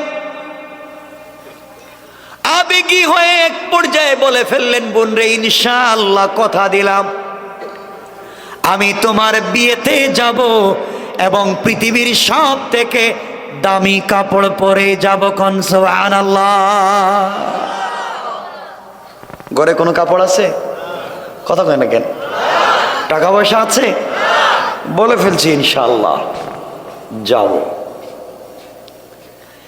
আমার বন্ধুগণ, মেয়েটা চলে গিয়েছে, তার বাবার কাছে গিয়ে বলছে, আব্বা জান, ফাতেমাকে বলেছি ও কিন্তু আমার বিয়েতে আসবে এবং কথা দিয়েছে পৃথিবীর সব থেকে দামি কাপড় পরে আসবে, নচেত আসবে না। ইহুদি মনে মনে ভাবতে লাগলো, ঠিক আছে, তাইলে ও কাপড় পাবে না, তোমার বিয়েতেও আসতে পারবে না। এদিকে বিয়ের দিন শুরু হয়ে গেল, আগামীকালকে বিয়ে। সংক্ষেপ করে বলছিল মুসলমান, ঈশার পরে ফাতেমা চিন্তা করলেন, আগামীকালকে বিয়ে, এখন পর্যন্ত কাপড়ের কোনো ব্যবস্থা হয় নাই, আমি তো ওয়াদা করেছি বিয়েতে যাব, কিন্তু কেমনে যে কাপড় যে নাই। আল্লাহ বলে দিয়েছেন, গোলাম রে, কোনো বিপদে পড়ে গেলে কিছু সাহায্যের যদি প্রয়োজন হয়, ধৈর্য ধারণ করবা আর সালাত পড়বা। ধৈর্য ধারণ করে নামাজের সিজদায় গিয়ে যদি আমি আল্লাহকে বলো, গোলাম তোর দিল যদি পরিষ্কার হয় রে গোলাম, চাইতে দেরি হবে, আমি আল্লাহর পক্ষ থেকে সাহায্য আসতে দেরি হবে না। হযরতে ফাতেমা গভীর রজনীতে জায়নামাজ বিছায়া আল্লাহকে ডাক দিয়া বলছেন, আল্লাহ তাআলা, আমি সারাদিন টেনশনে থাকি, দিন শেষ হয় না কেন, দিন শেষ হয় না কেন, রাত্র হয়ে গেলে তোমার সঙ্গে একা একা কথা বলতে চাই আল্লাহ, দুনিয়ার জমিনের কেউ জানে না তোমার সঙ্গে আমার কেমন সম্পর্ক। সারাদিন না খেয়ে রোজা রাখি, রাত্র বেলাও ঘরে কোনোদিন খাবার থাকে না, এরপরেও গভীর রজনীতে সিজদায় পড়ে যখন আমি যাই তোমার কাছে কিছু চাই, নামাজের ভিতরে আমি ফাতেমা যখন সূরা ফাতিহা তেলাওয়াত করি, ওগো মুনিব, ওগো আল্লাহ, তুমি তো আমার প্রত্যেকটা আয়াতের সঙ্গে এমন সুন্দর করে তুমি জবাব দাও যেন তোমার কণ্ঠের আওয়াজ আমি ফাতেমা আমার কানে শুনি। আয় আল্লাহ তাআলা, এই জন্যে আমি তোমার প্রেমে তো পাগল হয়ে আছি। দিন হয়ে গেলে চিন্তা করে রাত্র আসে না কেন? যত তাড়াতাড়ি রাত্র আসবে তত তাড়াতাড়ি তোমার সঙ্গে কথা বলবো। আয় আল্লাহ তাআলা, তোমার সঙ্গে আমার দীর্ঘদিনের সম্পর্ক। প্রতিদিন তুমি আমাকে বলো তোমার কাছে কিছু চাওয়ার জন্যে। আল্লাহ, আমি তো তোমার কাছে কিছুই চাই না, গাড়ি চাই না, বাড়ি চাই না, সম্পত্তি চাই না, কিছুই চাইলাম না। আজকে তোমার কাছে আমি ফাতেমা একটা জিনিস চাইবো। আয় আল্লাহ তাআলা, ওই জিনিস আমার সৌন্দর্যের জন্যে না, আমার জৈবিক চাহিদা পূরণের জন্যে না, আমাকে সুন্দর লাগবার জন্যে না। আয় আল্লাহ, তোমার কাছে একটা জিনিস চাইবো, ওই জিনিস তুমি আমাকে দিবা। আমার বাবা দ্বীনের দাওয়াত নিয়ে পাবলিকের কাছে যায়, কালিমার দাওয়াত নিয়ে বাহিরে যায়, কিন্তু আমি দ্বীনের দাওয়াত নিয়ে যেতে পারি না মেয়ে হওয়ার কারণে। বাবার সঙ্গে কালিমার দাওয়াতে বাহিরে যেতে পারি না। আজ আমি তোমার কাছে একটা কাপড়ের আবদার করলাম, তুমি আমাকে একটা কাপড় দেবা। আগামী কালকে ইহুদির মেয়ের বিয়েতে যাব। এই কাপড় আমার সৌন্দর্যের জন্যে না, আমার চাহিদা পূরণের জন্যে না, আমার জৈবিক চাহিদার জন্যে না। এত সুন্দর একটা কাপড় তুমি আমাকে দিবা, যে কাপড় পরে ইহুদির মেয়ের বিয়েতে গেলে যারা আমার কাপড়ের দিকে তাকাবে, ওরা তাকায়া যেন কালিমা পড়ে মুসলমান হয়ে যায়। আয় আল্লাহ তাআলা, তোমার কাছে আমি এমন একটা জিনিস চেয়ে বসলাম, তুমি যদি না দাও, দীর্ঘদিন থেকে তোমার সঙ্গে আমার সম্পর্ক কিছুই চাইলাম না, আজ মাত্র একটা কাপড়ের আবদার করলাম, ওইটাও যদি তুমি আমাকে ফিরিয়ে দাও, তাহলে কিসের প্রেম, কিসের সম্পর্ক, আর কিসের ভালোবাসা? তুমি না বলো আমাদের জন্য পাগল, আমিও তো তোমার জন্য পাগল, কিন্তু এমন সম্পর্ক কিছু চাইলে যদি দেয় না। আয় আল্লাহ তাআলা, জানি তুমি আমার কথা শুনতেছো। কালকে আমি বিয়েতে যাব, মুনিব, তুমি আমাকে কাপড়ের ব্যবস্থা করে দাও। তোমার বন্ধু বিশ্ব নবীর তো টাকা নাই, পয়সা নাই, তুমি আমাকে ব্যবস্থা করে দাও। সংক্ষেপ কথা, হযরতে ফাতেমা কান্না করতে লাগলেন, তাহাজ্জুদের সিজদায় কান্না করে করে কাঁদলেন, চোখের পানি ছেড়ে মোনাজাত শেষ করে যখন জায়নামাজ উঠাতে গেলেন, জায়নামাজ উঠাতে গিয়ে দেখেন ঘরের কর্নারে 2 প্যাকেট কাপড়কে রেখে চলে গিয়েছে। হযরতে ফাতেমা কাপড়ের প্যাকেট 2টা হাতে নিলেন, নিয়ে দেখেন একটা কাপড়ের ভিতরে একটা সালোয়ার, একটা কামিজ, আর একটা প্যাকেটের ভিতরে একটা ওড়না। 3টা কাপড় হাতে নিলেন, আশ্চর্য হয়ে গেলেন, ঘরের ভিতরে কাউকে আসতে দেখলাম না। কে আসলো? এত সুন্দর প্যাকেট রেখে গেল, এটা দুনিয়ার কোনো প্যাকেট তো মনে হয় না। হযরতে ফাতেমা যখন প্যাকেটের মুখ খুলে দিয়েছে, খুলতে দেরি হয়েছে, জান্নাতুল ফিরদাউসের মেশকে আম্বরের গ্রান বের হওয়া শুরু হয়ে গেছে। প্যাকেট দুটা হাতে নিলেন, দৌড়াইয়া বাবার কাছে চলে গেলেন। আব্বাজানকে জড়ায়া ধরে বলছেন, আব্বাজান আমি আশ্চর্য বাবা, তাহাজ্জুদের নামাজে ছিলাম, আল্লাহর কাছে একটা কাপড়ের আবদার করেছি, মোনাজাত শেষ করে দেখি কে ঘরের ভিতরে কাপড় রেখে গেল, চিনি না জানি না। বিশ্বনবী কাপড়গুলো হাতে নিলেন, কাপড় খুললেন, এগুলো তো দুনিয়ার কোনো কাপড় বলে মনে হয় না। জিবরিল আমিন হাজির হয়ে গেলেন। আমার নবীকে কানে কানে বলে দিয়েছে, পয়গম্বরে আরবি আপনি জানেন না আপনার মেয়েটা আল্লাহর সঙ্গে কেমন সম্পর্ক করেছে, আজকে আল্লাহর কাছে একটা কাপড়ের আবদার করেছে, আল্লাহ খুশি হয়ে ভালোবেসে জান্নাতুল ফিরদাউস থেকে আমার মাধ্যমে কাপড় পৌঁছায়া দিয়েছে।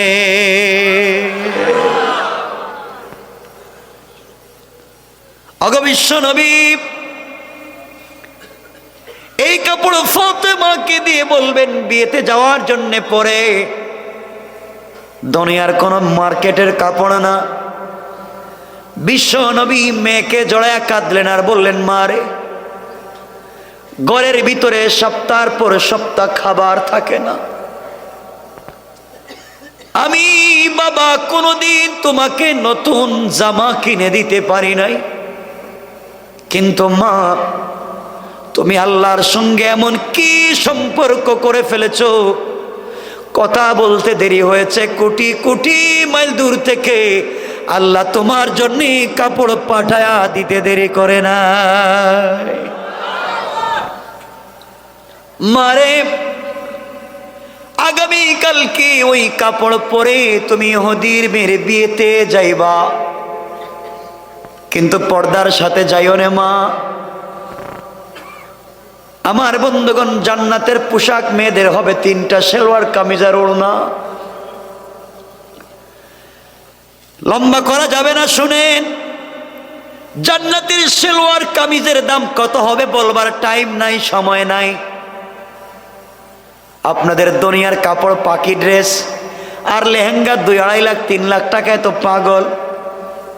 দুনিয়ায় যদি আমার মায়েরা আমার বোনেরা পর্দা করতে পারে, বাবার খিদমত মায়ের খিদমত স্বামীর খিদমত করতে পারে, সতীত্বের হেফাজত করতে পারে, স্বামীর আমানত রক্ষা করতে পারে, আল্লাহ বলেছেন বান্দির দৌল জান্নাতে আসলে তোমাদেরকে আমি একটা ওড়না দিব ইউজ করার জন্য, মাথায় দেওয়ার জন্য।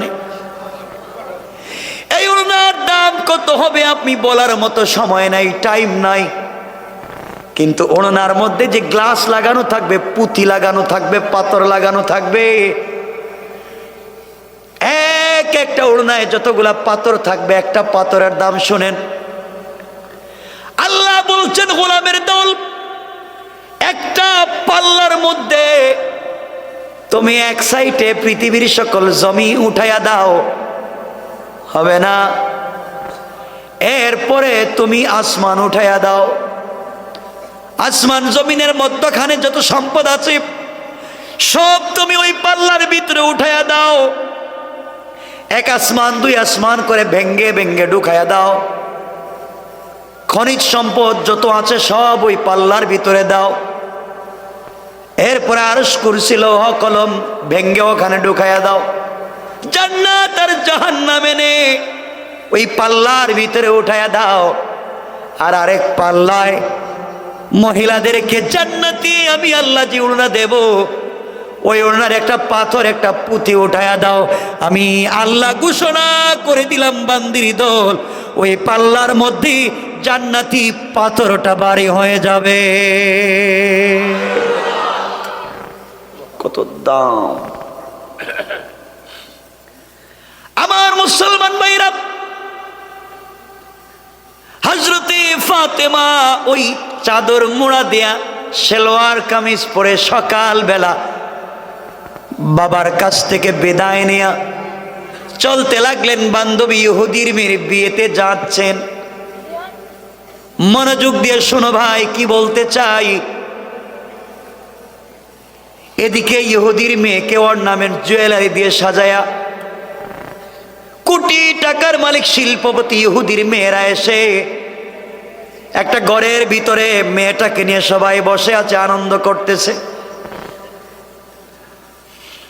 হযরতে ফাতেমা সবার পরে যখন ওই ঘরের ভিতরে ঢুকলেন, ঢুকতে দেরি হয়েছে। এই ঘরটা তার কাপড়ের আলোতে আলোকিত হয়ে যেতে দেরি হয় না। সবাই পাগল হয়ে জিজ্ঞেস করে, ফাতেমা এই কাপড় তুমি কোন মার্কেট থেকে কিনেছো? এত দাম এই কাপড় তোমাকে কে দিল? তোমার তো বাবার টাকা নাই, পয়সা নাই, কে তো দামি কাপড় তোমাকে দিল? মনোযোগ দিয়ে শোনেন, আল্লাহর সঙ্গে বন্ধুত্ব করেন। সবাই ডেকে ডেকে বলছে, ফাতেমা রে। এবার ফাতেমা বললেন, কাপড়টা কিনে নিয়ে এসেছি। কোন মার্কেট থেকে কিনেছো? মহিলারা ধরে ফেলেছে। ফাতেমা বলো, প্রয়োজনে বাবার সম্পত্তি বিক্রি করব, স্বামীর সম্পত্তি, ভাইয়ের সম্পত্তি বিক্রি করব, এরপরেও তো এমন একটা কাপড় চাই। এবার ফাতেমা বলছেন, বোনেরা শোনো, তোমরা স্বামী, বাবা আর ভাই কেন, গোটা দুনিয়া যদি বিক্রি করে ফেলো, এরপরেও আমি ফাতেমার পরনে যে উড়না রয়েছে ওই উড়নার পাথরের দাম হবে না। মহিলারা তো ঝালাস করে, কি বলতেছিস তুই? এত দামি কাপড় কোন মার্কেট থেকে কিনেছো? এবার হযরতে ফাতেমা ডেকে ডেকে বলছেন, বোনেরা শোনো, আমি যে মার্কেট থেকে কাপড় কিনেছি, যে দোকান থেকে কাপড় কিনেছি, এই দোকান তোমরা চিনবা না, ওই মার্কেটও তোমরা চিনবা না। যে রাস্তা দিয়া ওই মার্কেটে যাওয়া যায় তোমরা ওই রাস্তাও চিনবা না। মেয়েরা ডেকে ডেকে বলছে, ফাতেমা পৃথিবীর কোন মার্কেট আমরা চিনি না? সব মার্কেটই তো আমরা চিনি। আর বাংলাদেশের মা বোনেরা শুধু মার্কেট চিনে না, মার্কেটের ম্যানেজারের নাম্বারও থাকে, ঠিক না? এটা ভালো বুঝেন না, এদিকে কথা বলবো না আজকে। দেখবেন ওয়াইফ আর হাজব্যান্ড মার্কেটে যায়, তো মার্কেটে গেলে একটা বাচ্চা ওইটা স্বামীর কুলে দিয়ে রেখে দেয়। স্বামীটা হ্যাঁ হ্যাঁ হ্যাঁ হ্যাঁ করতেছে, বউ একবারে প্যান্ট শার্ট পরা এবারে দারোগার মতো হাঁটতেছে রাস্তা দিয়ে। মার্কেটে গিয়েই ম্যানেজার, সালাম আলাইকুম, সালাম আলাইকুম, কোন কালারের কাপড় আপনার কাছে আছে আমাকে একটু দেন। স্বামী মনে মনে করে, জিন্দিগিতে তো আমার সালাম দেয় নাই, দোকানে গিয়ে ম্যানেজারকে সালাম দেয়, এমন আছে না নাই? আরে কথা বলতে কি লজ্জা হচ্ছে আপনাদের? আপনাদের এলাকার কথা বলতেছেন, আপনাদের এলাকা খুব ভালো, মাশাআল্লাহ, খুব ভালো।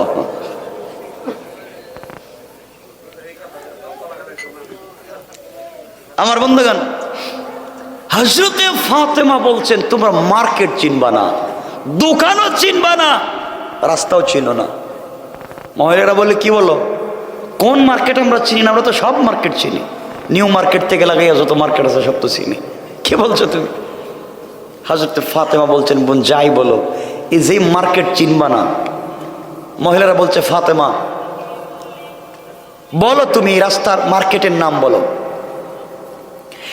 এবার হযরতে ফাতেমা বলছেন, বোনেরা শোনো,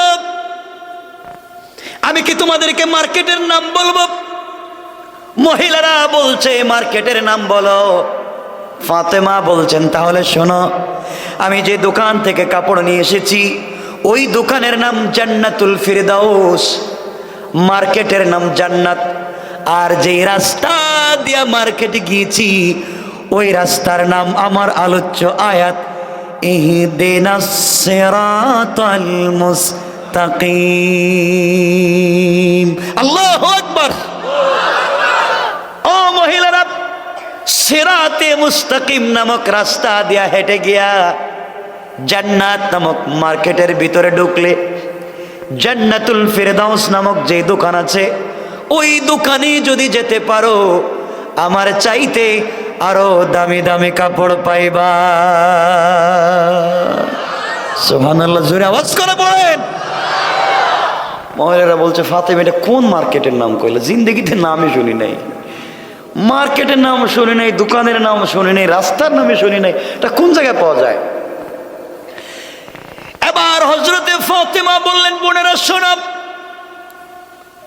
ওই দোকানে যে কেউ ঢুকতে পারে না, ভিআইপি লোক ছাড়া কেউ যেতে পারে না, ওই মার্কেটেও কেউ ঢুকবার পারমিশন নাই, ওই রাস্তা দিয়ে কেউ যেতে পারে না, রাস্তায় ব্যারিকেড দিয়ে রেখে দেওয়া হয়েছে, কেউ যাবে না।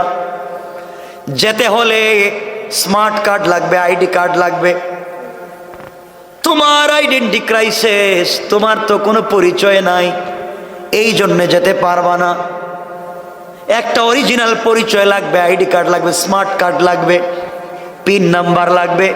ওই স্মার্ট কার্ডে একটা পিন নাম্বার আছে, ওই পিন নাম্বার যদি মনে রাখতে পারো, ওই পিন নাম্বার যদি মনে রাখতে পারো, মুখস্থ করতে পারো, তাহলে কার্ড পাইবা, কার্ড পাইলে রাস্তা পাইবা, রাস্তা পাইলে জান্নাত নামক মার্কেট পাইবা, জান্নাত নামক মার্কেট পাইলে জান্নাতুল ফিরদাউস নামক দোকান পাইবা।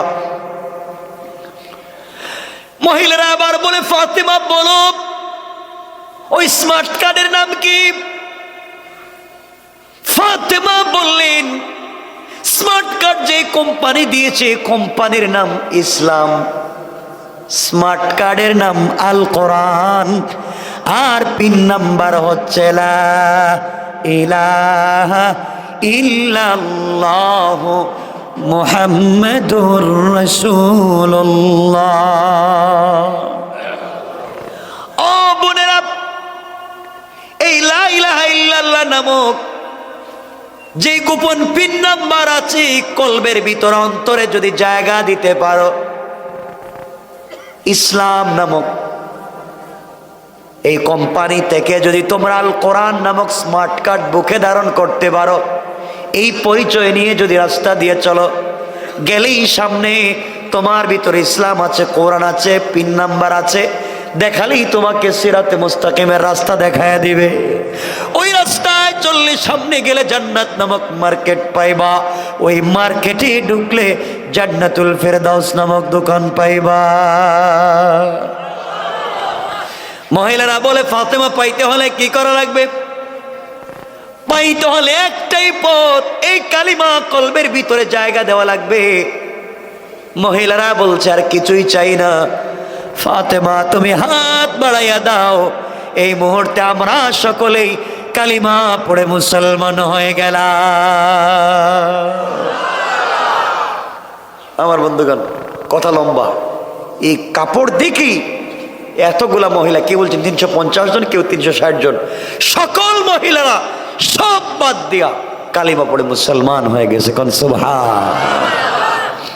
এরপরে কি হয়েছে, এরপরে কোথায় গেছে, এগুলো বলার আর দরকার নাই। এখানে রেখা দিলাম, রাত্র 1:45 হয়ে যাচ্ছে।